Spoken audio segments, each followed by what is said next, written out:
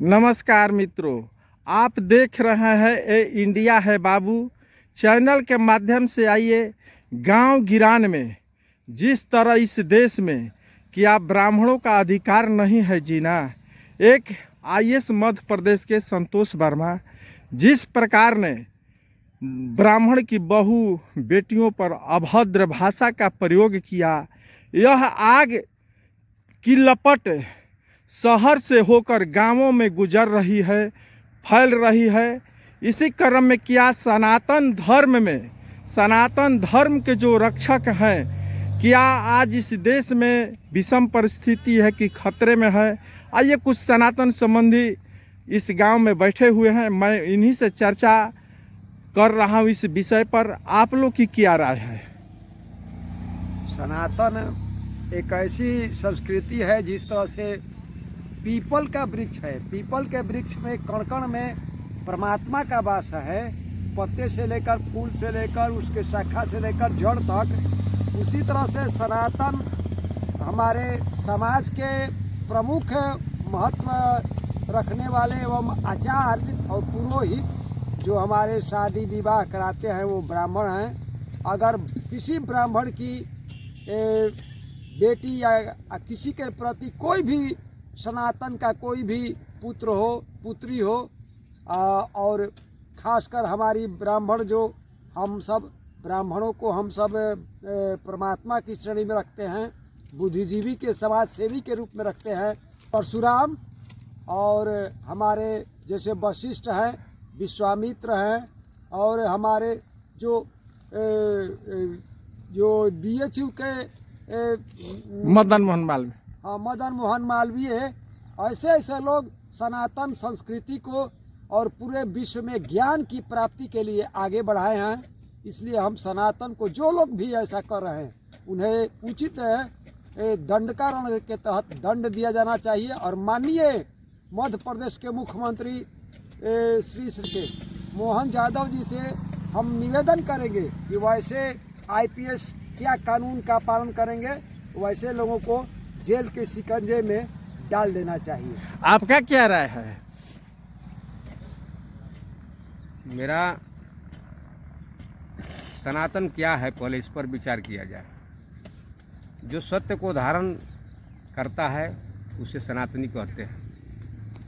तो मानवता का सबसे बड़ा धर्म है जो सनातन को धारण करे, सत्य का साथ दे। और रहा बहु बेटियों का सम्मान की बात, तो कोई जाति आधार पर बहु बेटी नहीं है। चाहे जो भी वर्ग के हों, सभी बहु बेटियाँ सबकी बहु बेटी होती है। इसलिए उनका कहीं अपमान न हो, और जहाँ अपमान होता है वहाँ तक जो भी सत्य को धारण करने वाले हैं सबको एक साथ मिलकर उसका जमकर विरोध करना चाहिए। इसलिए कि बहु बेटी सबकी बहु बेटी होती है।